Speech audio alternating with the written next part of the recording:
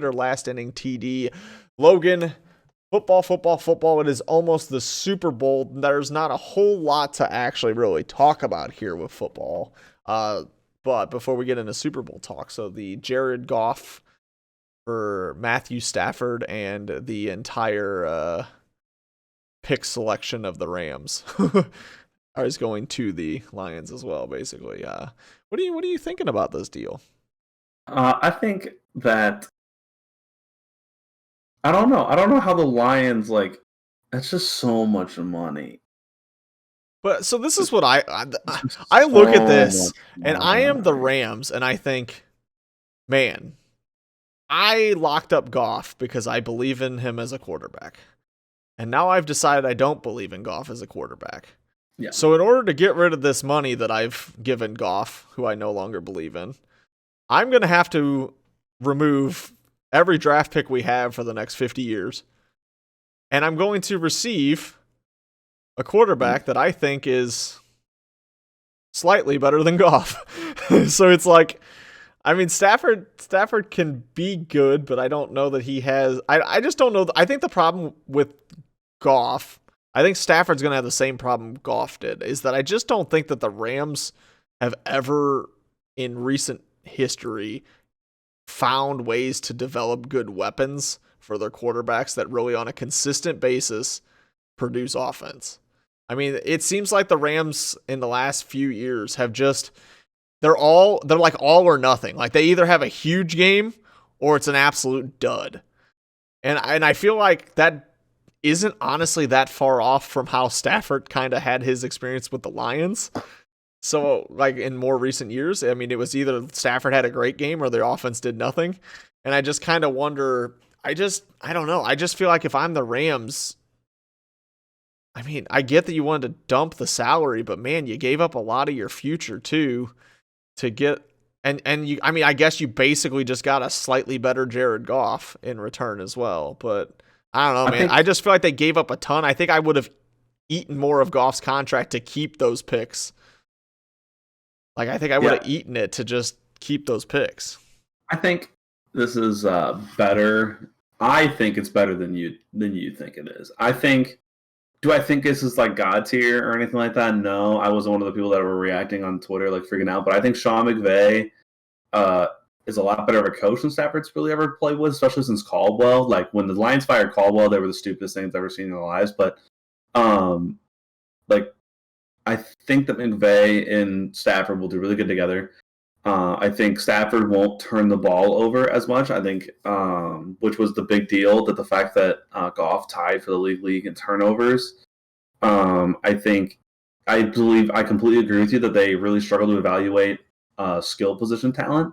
They seem to do a good job at evaluating line talent, and that's why their running backs always produces, because their line is so good. And then they do a good job of getting decent running backs out there, nothing special, but. I mean, they traded a first-round pick for Brandon Cooks, right? And then traded him for a second. So, I mean, you lost a pick there, and he really wasn't that good. I mean, Robert Woods is solid. He's a good number 2 receiver.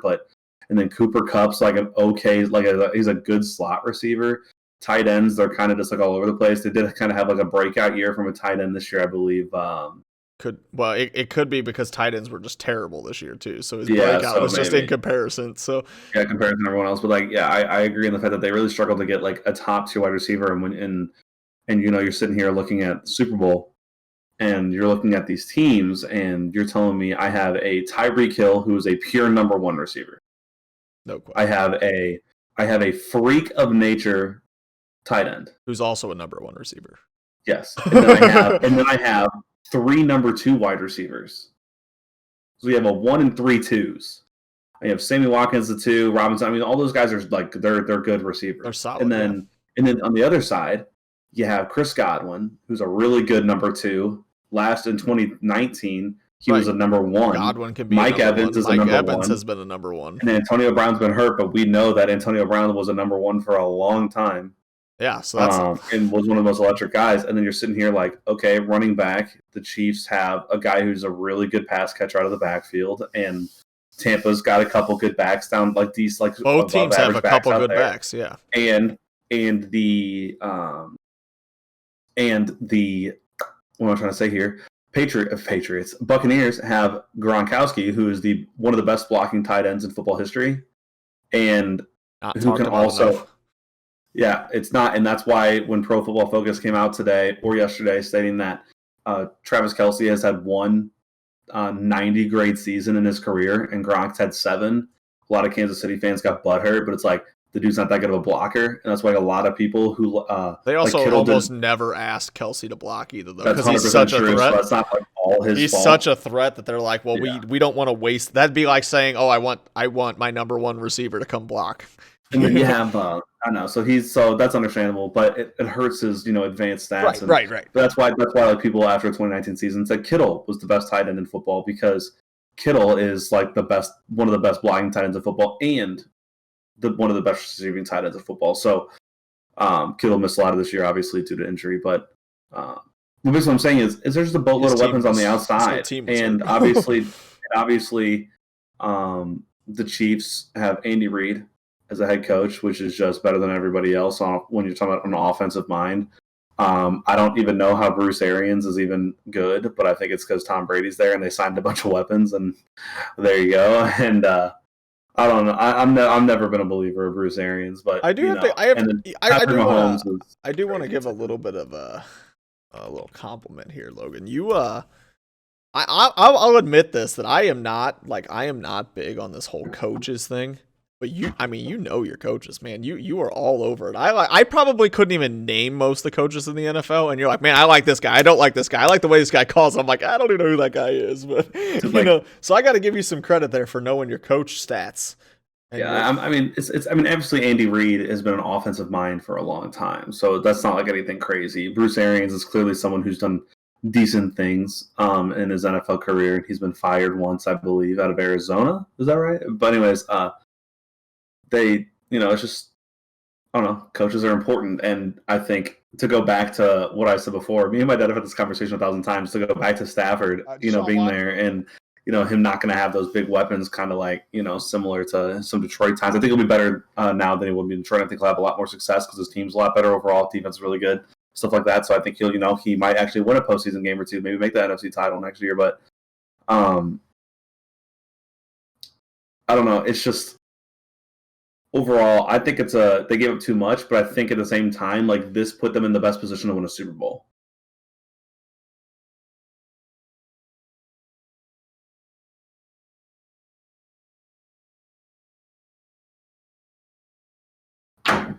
So I do think it's interesting, Unique. though. It's all good. Yeah.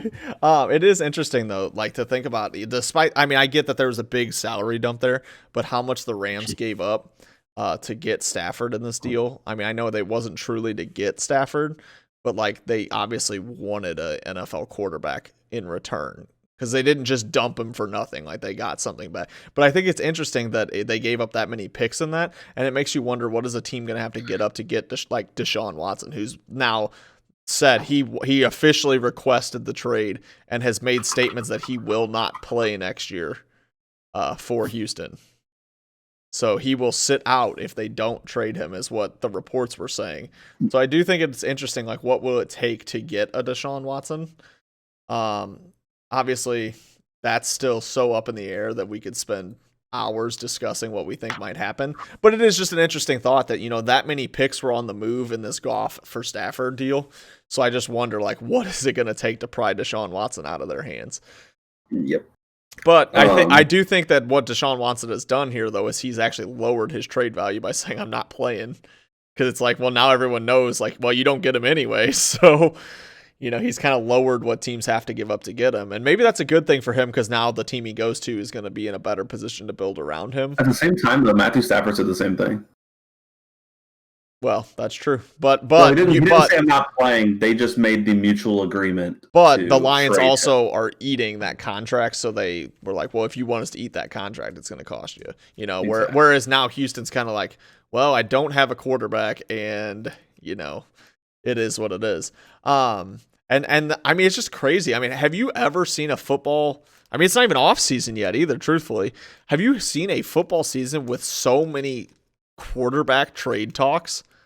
It's so unheard of to have so many quarterbacks being up for grabs, and being possible trade, and now this Wentz thing possibly going to Chicago is or Indy. reports Yeah, I've seen absolutely insane. yeah, it's pretty crazy. Like every now and then you hear like one or two quarterbacks maybe, but it's like every quarterback in the league now is like possibly on the move. Like I remember when I was in college, I stated that football has the by far most boring offseason because of there's just no movement. You find your guy, you sign him, and they stay forever, no matter if the team is good or bad. AKA Matthew Stafford. And now players have realized they have a little more power than before because you have like NBA's off season's always just nuts. Everyone just signs everywhere, gets traded everywhere, and then football was like, okay, we're just going to peacefully re-sign here. The top 15 players on every team are going to be the top 15 players for the next 10 years, and and that's the thing with football now, too is it's like honestly when it comes down to it, your casual person only knows 5 or 6 people on each team. And those people that you know are the ones that are staying on your team. The movement in the NFL has always been those other players that, the other little pieces that you don't know that much about. So it's like even the reports are just kind of under the radar, like, oh yeah, we signed that lineman. Oh yeah, we signed that defensive, back. And basketball's crazy because there's only 15 guys on a roster. Right. So like, and it's like every move is like that much more. Well, and there's only 5 guys on the court. So like signing LeBron James, you go from a team that could have won 10 games to a playoff team the next year. And that's how it's so much different.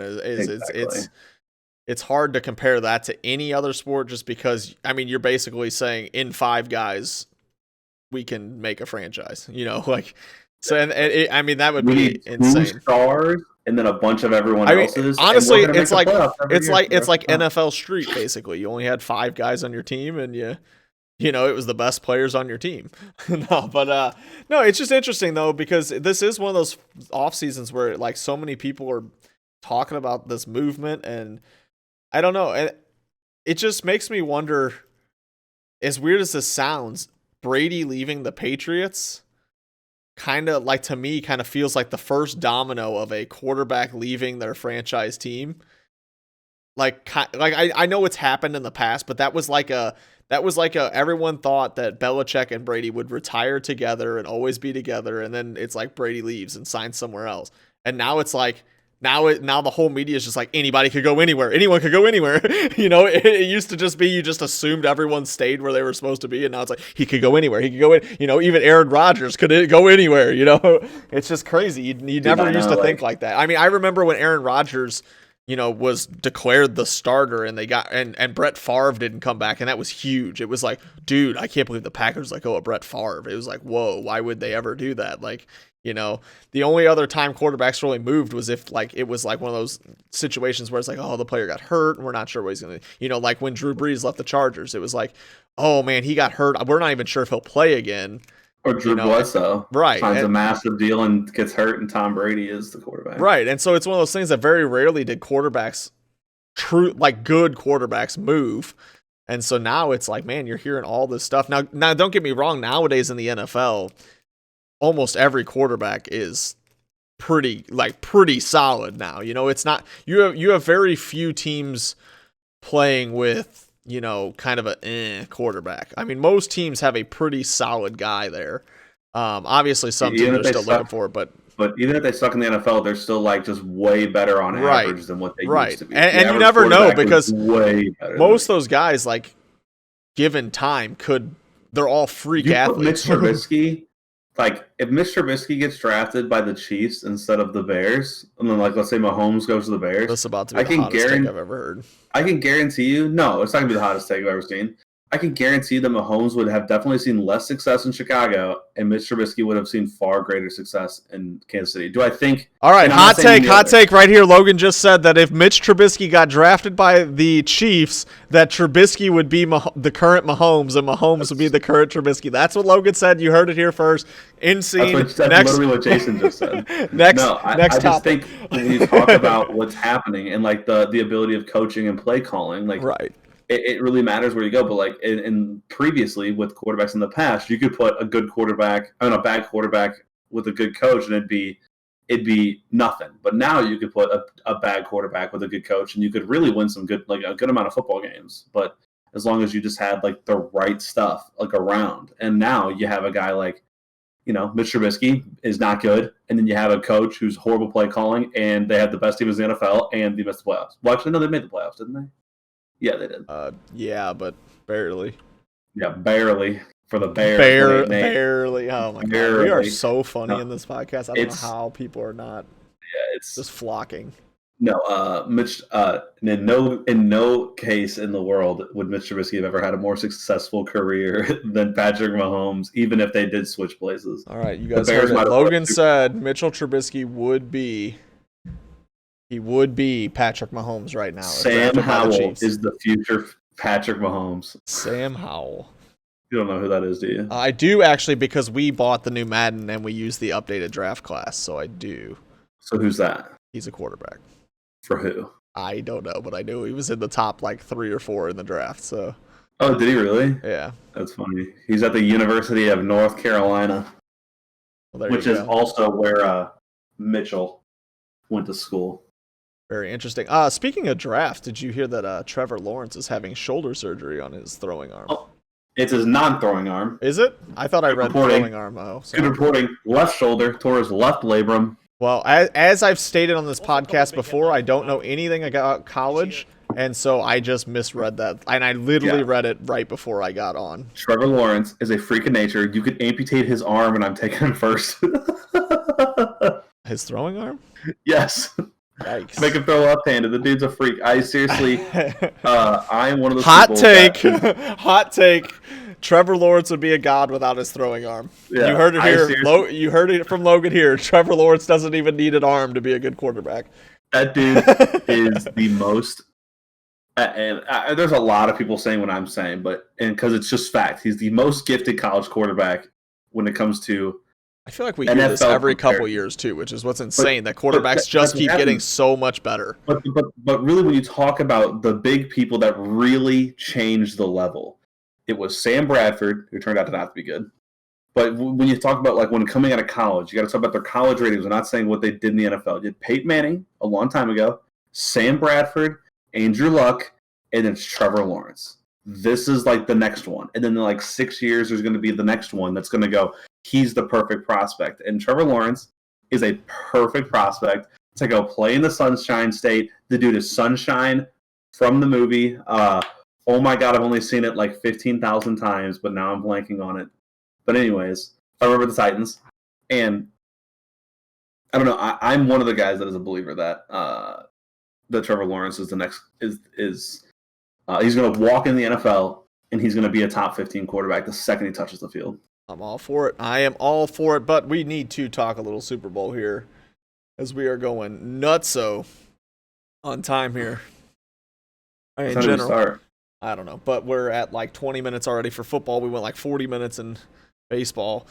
Anyways, so little Super Bowl. We did have a little bit of talk last week in the podcast, so if you do want to go back and listen to that, that'd be a good little listen. So we have the Chiefs and the Buccaneers in the Super Bowl. So I was thinking about this the other day, and I thought it was kind of interesting. Everyone knows Tom Brady has been to the Super Bowl a ton. 50% of his career, he's been in the Super Bowl, which is absolutely insane to think about across any sport. But what's interesting about this game to me, as a non-fan for either team, I don't necessarily care. But it is kind of interesting because you've got Tom Brady, who is looking to kind of complete his goated career here, one of the greatest quarterback of all time, all these Super Bowls. He's like a single-handed dynasty with his ability to win championships. And he's playing against Patrick Mahomes, who's now looking for back-to-back Super Bowls and, possibly trying to create his own individual dynasty of Super Bowls there. You're talking about two. If he could get 2 already in his career, then you kind of start having that conversation. Oh, is he the next, Tom Brady of Super Bowls? Is he going to keep leading his team to the Super Bowl?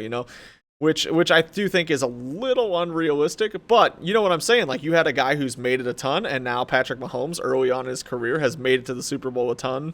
And it just makes you wonder, is he kind of starting what Tom Brady is kind of leaving? There's some interesting little conversation there. I don't know though. I think it'll be an interesting game. I hope.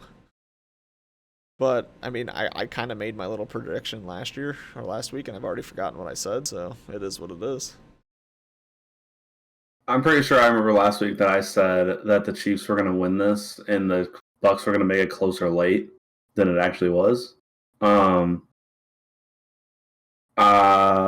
mean, I don't really know if it was Super Bowl. I mean, not much has happened. I mean, the big news are the Chiefs' barber tested positive for COVID in the middle of cutting their hair. Yeah, and the Chiefs' and the Chiefs' outside linebackers coach got in a car accident. I did. I heard that as well. That's literally, which is also Andy Reid's son. But that's also like what is like the news. It's like I don't really care. I believe Antonio Brown's still questionable, but I believe Robinson has been COVID cleared. So that's big time. Tom Brady ain't messing around. Apparently, that some players on his team were crying after they won like the NFC Championship, and he said, "What the f are you crying for? We still got a game to win." Let's go. I mean, I don't really know what to say about Super Bowl. I know that I don't like the Tampa Bay Bucks or the Kansas City Chiefs. You don't like the Chiefs. No, I think what's interesting about this game, you know, you got the high-powered Chiefs offense that, you know, they won the Super Bowl. They're exciting. They're big play. And then you've got the flip side of a pretty strong defensive team with a quarterback who knows how to get his team to championships and win them. Knows how to win. Yeah, so it's a very... Now, I mean, you can't count that against Mahomes either because obviously he knows how to win because he's already done it. So that's where it's going to be a very interesting Super Bowl because you've got, you know, a quarterback on one side that's super experienced in Super Bowls, knows how to create a winning environment, a winning team, and then on the other side you've got the team that just got done winning it. So obviously they know how to win a Super Bowl. So I do think it'll make for an interesting game. But you know, it is going to be a little interesting though because last year the 49ers just tried not to lose the game and then they lost it. Well, typically in any sport, if you play not to lose, you're going to lose. But that's how Super Bowls are. I mean, people are just too scared to make the first mistake. So that's why, like, I believe in like 8 of the 9 Brady Super Bowls, the first quarter was scoreless. Teams are really scared to make the first mistake in a Super Bowl. No one wants to throw the first pick six. I believe the Chiefs aren't going to be scared. At the same time, I know Tom Brady's not going to be scared. Do I think the Bucs are better? No. But I know this game's going to be decently close because Brady will make sure. Until I mean, to be fair, that Bills win was I said this last week, was like the most impressive game all season from any team, I think. I mean, to blow out the Bills is as impressive of a feat as I think any team has played, you know? I mean, the fact that the Bucs won a football game in which Brady threw 3 picks is pretty crazy. But to be fair, the Packers are kings of losing games when they should win. Aaron Rodgers does not know how to win the NFC Championship game. Russell Wilson threw 4 picks in the NFC Championship game, and they won that one too. So I don't know. I don't really have much to say. I pretty much have the exact same thing I'm going to say last week. Is I think that was the most impressive win of anyone all season was the Chiefs. I think the Chiefs are going to have this game in control going into the 4th, and I think Brady and them are going to score late and need like an onside kicker or like a 3-and-out or something to get it, and it's just not going to work. And so I think the score is going to look like, the Patriots. I keep calling them the Patriots because of Brady, but like, the Bucs lost by 6, but it was really like a late touchdown and a failed onside kick that made it so close. Yeah, I honestly don't even remember who I said I thought was going to win. It's also a 5-hour game, which really always makes me sad, but at the same time, it's Super Bowl and it's exciting, and the commercials are pretty funny too. So. Yeah, so it'll be interesting, and I mean, I think that we talked about it some last week, and now the combination of this week, and honestly, everyone everywhere is talking Super Bowl, so I'm sure a lot of you guys are sick of hearing it anyways. It's one game, and honestly, for most people who are football fans don't actually care about the teams in the Super Bowl. It's that simple, because most of us are not fans of those 2 teams because there's so many other teams. Super Bowl's exciting, but I'm more excited to eat good food, hang out with some people safely. No COVID spreads. Our buddy's 2-year-old son. Our buddy's son is turning 2 on Sunday. Today's his birthday. Well, today's his birthday, yeah, but yes, his party is Sunday. His party is Sunday. So we will be doing that. Hopefully, there's some good food there. probably go do something for the Super Bowl, get some more good food. Should be a good day for us. Anything else you want to say on football before we move on? All right, I'll take that as a no. It's the hot take. Yeah. Mitch Trubisky podcast. Yes. It's the hot take. Mitchell Trubisky could have been better than Patrick Mahomes. It's the should I leave the dogs in here with you or leave them out podcast. It is. It's the dogs have been hyped all night for this podcast, and we love to see it. Yeah, it's gonna go back to me locking the dogs in here. They have been they barked that something happened. They barked something else, and then very recently they barked because I think my friggin' roommate moved. Like literally just opened his door. They started barking like crazy, dude. I don't know. Yeah, they're just adjusting to new people living in the house. But I don't have anything else for Overwatch. Overwatch is still kind of slow right now. I got nothing for Overwatch. I just want the lead to start. Overwatch to me is something that I play it here and then. We're actually gonna go play it right now. So with that being said, though, thank you guys so much for stopping by the video, the podcast, however you get your information from us. We really do appreciate you guys so much. Hit that subscribe button. Make sure you're following us on Twitter. Make sure you're following the podcast on your favorite podcast site so you know when we upload. We do appreciate you guys. We will see you next time. Oh, I just smacked my mic. Bye.